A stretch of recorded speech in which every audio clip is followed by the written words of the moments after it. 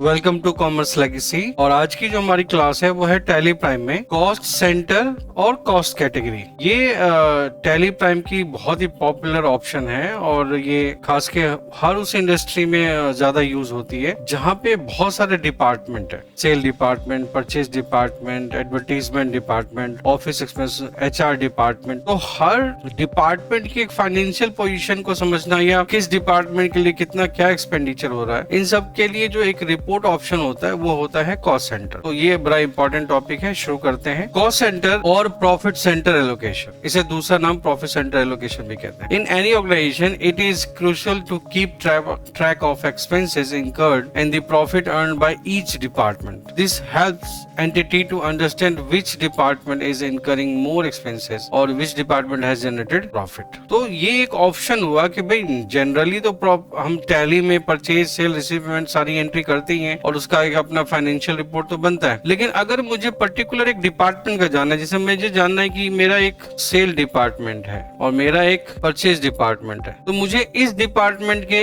Expenses, profit क्या चल रहा है या परचेज में मेरा क्या एक्सपेंस हो रहा है या क्या प्रॉफिट हो रहा है, तो मुझे एक पर्टिकुलर डिपार्टमेंट वाइज अगर कोई रिपोर्ट चाहिए होगा तो उसके लिए हमें कॉस्ट सेंटर का यूज करना होगा। So the main function of cost centre is also known as profit centre is to keep track of the expenses incurred. Suppose entity have multiple departments and entity want to know the expenses incurred or revenue generated by the employee under the department. Entity can track such expenses and income by creating cost center of the employee. तो एक particular department के क्या expenditure हो रहे हैं या उसके क्या इनकम हो रहे हैं, तो डिपार्टमेंट वाइज रिपोर्ट चेक करने के लिए जो ऑप्शन है वो हमारा कॉस्ट सेंटर है। और जिस तरह से लेजर में हम पहले लेजर क्रिएट करते हैं और उसे हम डिफाइन करते हैं ग्रुप के लिए, तो कॉस्ट सेंटर के लिए भी एक ग्रुप रिपोर्ट के लिए एक ऑप्शन दिया गया, that is called cost category. अभी जब हम लोग फंक्शन सीखेंगे तो ज्यादा बेटर समझ पाएंगे। तो कॉस्ट सेंटर की तरह ही है, लेकिन कॉस्ट सेंटर को भी एक ग्रुप में डिफाइन कर देना। लाइक अगर हमारा स्टाफ एक्सपेंसेस है तो स्टाफ एक्सपेंसेस में क्या होगा, स्टाफ वेलफेयर हो जाएगा, सैलरी हो गया, मेडिकल एक्सपेंस हो गया। तो मैं चाह रहा हूँ कि इन सब एक्सपेंसेस का एक ग्रुप वाइज रिपोर्ट हो जाए। तो ग्रुप वाइज रिपोर्ट के लिए मैं क्या करूंगा, कॉस्ट कैटेगरी के ऑप्शन को यूज करूंगा। तो allocate the same income expenses to multiple cost centre profit center. Entity can create a cost category for parallel allocation. Entity can create a cost category and classify cost center to get a better analysis of entity cost center and revenue. तो एक group wise report के लिए cost category को use किया जा सकता है और ऑपरेशन जो मेन है वो हमारा कॉस्ट सेंटर को ही है। जब हम कॉस्ट कैटेगरी क्रिएट करते हैं तो हमारे पास दो ऑप्शन आते हैं। एक ऑप्शन तो पूछा था कि ये कैटेगरी किसके लिए, रेवेन्यू आइटम के लिए है या नॉन रेवेन्यू आइटम के लिए। तो जैसे नाम से डिफाइन हो रहा है, रेवेन्यू मतलब कि जो बिजनेस ऑपरेशन का पार्ट होता है जिसमें एक्सपेंसेस होते हैं और इनकम होता है। तो जो इनकम नेचर का होगा या एक्सपेंडिचर नेचर का होगा उसके लिए हम क्या करेंगे, रेवेन्यू यूज करेंगे। और जो कैपिटल नेचर का होगा यानी कि एसेट्स और लायबिलिटी नेचर का होगा उसके लिए हम नॉन रेवेन्यू यूज करेंगे। तो ओवरऑल क्या है कि डिपार्टमेंट वाइज अगर मुझे रिपोर्ट चेक करनी है एक्सपेंडिचर की और इनकम की तो मैं कॉस्ट सेंटर ऑप्शन यूज करूंगा, और उसी का अगर मुझे ग्रुप वाइज रिपोर्ट देखना है तो कॉस्ट कैटेगरी के थ्रू मैं चेक करूंगा। तो अब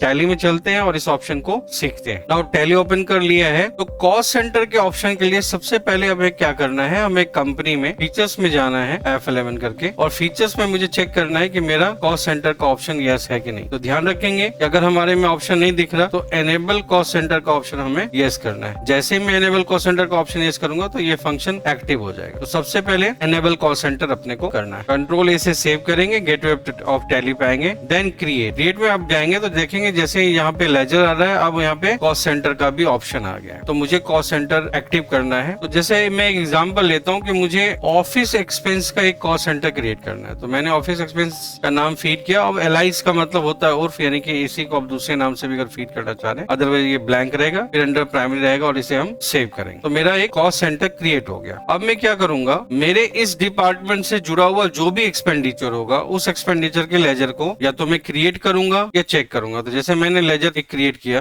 एंड एक लेजर मैंने बनाया office staff expense under indirect expense, और अब आप देख रहे होगे कि हमें एक ऑप्शन आ गया कॉस्ट सेंटर एप्लीकेबल। ये ऑप्शन अगर हमने F11 में ऑप्शन यस नहीं करेंगे तो ये ऑप्शन शो नहीं होगा। तो अब ये ऑप्शन दिख रहा है, अपने को क्या करना है, हमें ये ऑप्शन यस करना है। यस करेंगे, कंट्रोल ए से सेव करेंगे। We have some another ledger office rent expense under indirect expense, यहाँ भी हमें कॉस्ट सेंटर यस करना है। तो यानी कि ये दो एक्सपेंडिचर हैं जो एक डिपार्टमेंट से जुड़ा हुआ और मैं उसका एक सेपरेट में रिपोर्ट चेक करना चाह रहा हूँ। तो मैंने ये दो लेजर क्रिएट कर लिया। स्किप करेंगे, गेटवे ऑफ टैली पे आएंगे, फिर वाउचर में चलेंगे और वाउचर में जाने के बाद हम एंट्री करेंगे। तो चूंकि ये एक्सपेंडिचर है, पेमेंट में गए, हमने लिया office staff expense, let office staff expense is 5000। तो अब ये कॉस्ट सेंटर का ऑप्शन पूछ रहा है कि ये किस कॉस्ट सेंटर में आपको यूज करना है। आप यहाँ पे अपना कॉस्ट सेंटर सेलेक्ट करोगे, या अगर आपको क्रिएट करना है तो यहाँ से ऑनलाइन डायरेक्ट क्रिएट कर सकते हो। ऑल्ट सी का कमांड होता है, मैंने बता रखा है कि कहीं से भी अगर कुछ भी क्रिएट करना हो तो टैली में कमांड होता है ऑल्ट सी, जिससे आप क्रिएट कर सकते हो। तो ऑफिस एक्सपेंस सेलेक्ट करेंगे, एंटर करेंगे, पेमेंट मोड कैश है। एक सिंपल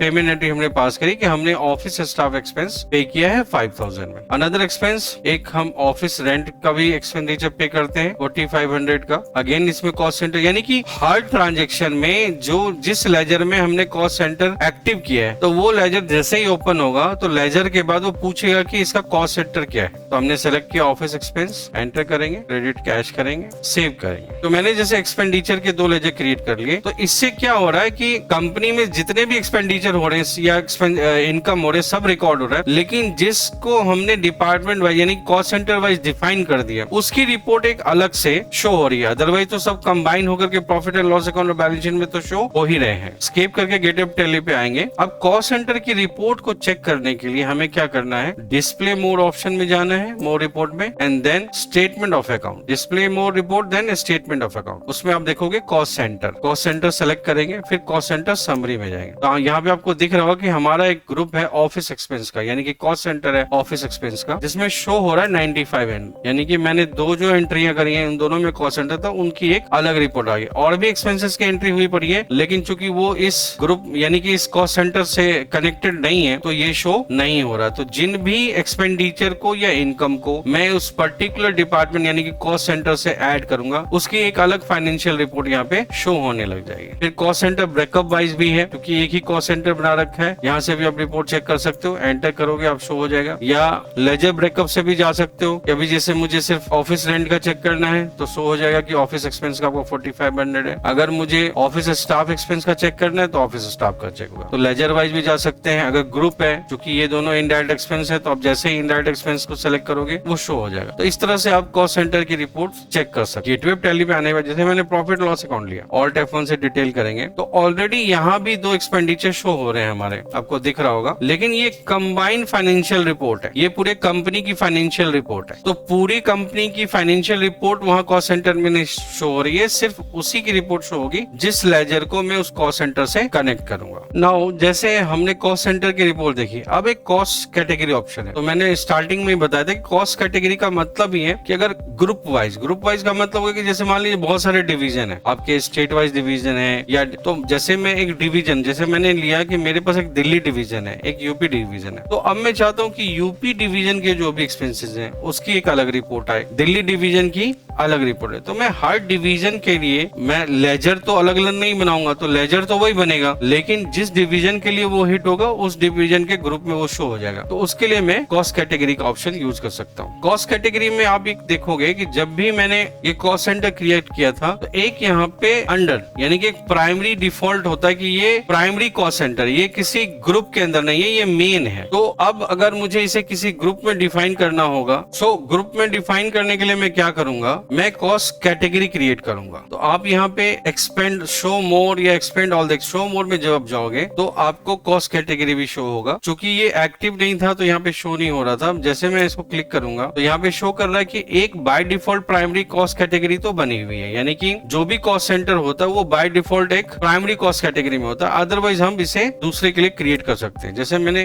क्रिएट न्यू का ऑप्शन आया, एंटर करूंगा। जैसे मैंने एक बनाया Delhi division. Now we have two options, मेरे पास दो ऑप्शन है, एक शो हो रहा है एलोकेट रेवेन्यू और एलोकेट नॉन रेवेन्यू। तो मुझे ध्यान रखना है कि मेरा जो कैटेगरी है वो अगर रेवेन्यू नेचर का यानी कि एक्सपेंडिचर और इनकम नेचर का है तो मैं रेवेन्यू में यस करूंगा, और अगर वो कैपिटल नेचर का है तो नॉन रेवेन्यू में। लेकिन कोई ना कोई एक ऑप्शन मुझे यस करना ही है, तो जनरली रेवेन्यू आइटम ही यस होगा, रेवेन्यू को यस करेंगे, कंट्रोल ए से सेव करेंगे। दूसरा मैंने सेम दूसरा डिवीजन क्रिएट करेंगे, that is UP division, under revenue control ए से सेव करेंगे। तो हमारे दो डिवीजन यहाँ पे शो हो रहे हैं। अब दोनों डिवीजन के लिए जब कॉस्ट सेंटर होगा तो हमें कॉस्ट सेंटर को डिवीजन वाइज सेट करना पड़ेगा। जब आप ऑल्टर करोगे तो यहाँ पे कैटेगरी का ऑप्शन होता है और यहाँ पे आप डिवीजन सेलेक्ट कर सकते हो कि कौन किस डिवीजन में आएगा। तो हमने जैसे डिवीजन सेट किया कि भाई ये यूपी डिवीजन के लिए है, ये हमारा दिल्ली डिवीजन के लिए। तो कैटेगरी क्रिएट करने के बाद आपने क्या करना है, अपने कॉस्ट सेंटर को ऑल्टर करना है और ऑल्टर के बाद बैक एस्केप से डिवीजन आपको कैटेगरी पे एंटर करके कैटेगरी सेलेक्ट करना है। जब कॉस्ट कैटेगरी क्रिएट हो गया,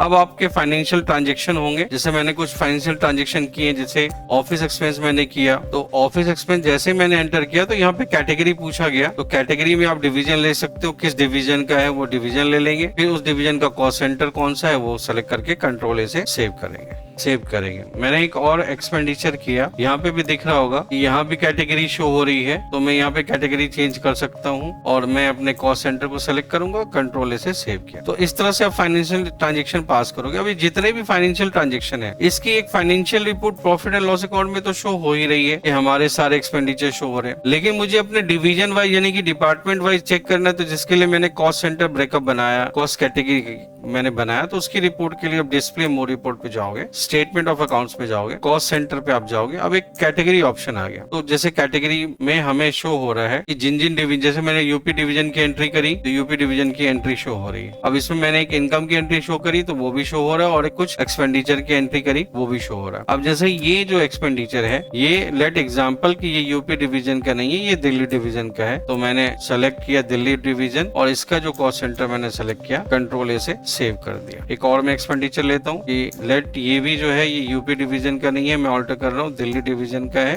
और इसका कॉस्ट सेंटर ऑफिस एक्सपेंस है, कंट्रोल ए से सेव करेंगे। कंट्रोल ए से सेव किया तो अभी आप देखोगे हमारे दो डिवीजन शो होने लग गए। दोबारा करते हैं, कॉस्ट कैटेगरी समरी में आप जाओगे तो दोनों ही डिवीजन शो हो रहे हैं, जिसमें एक डिवीजन में तो सिर्फ एक्सपेंडिचर हो रही है और दूसरे डिवीजन में उसकी इनकम भी शो हो रही है। एंटर करेंगे तो पूरी रिपोर्ट दिखेगी इनकम की और एक्सपेंडिचर की या सिर्फ एक्सपेंडिचर की। तो आप इस तरह से कैटेगरी समरी में भी जा सकते हो, कॉस्ट सेंटर ब्रेकअप से भी ले सकते हो, ऑल्ट F1 करके आप डिटेल भी चेक कर सकते हो, या लेजर वाइज भी जा सकते हो। अगर ऑफिस रेंट एक्सपेंस की बात करें तो ये यूपी डिवीजन में है, ऑफिस स्टाफ की बात करें तो ये दिल्ली डिवीजन में भी खर्च हुआ और ये यूपी डिवीजन में भी खर्च हुआ। तो इस तरह से डिवीजन वाइज रिपोर्ट आप कॉस्ट कैटेगरी और कॉस्ट सेंटर की मदद से चेक कर सकते हो। तो ये बड़ा ही एक इम्पोर्टेंट सा ऑप्शन है टैली प्राइम में, कॉस्ट सेंटर। आई होप कि आपको कॉस्ट सेंटर का ऑप्शन समझ में आया होगा और इसे आप बेटर प्रैक्टिस करें ताकि चीजें और बेहतर समझ में आएगी। Thank you so much.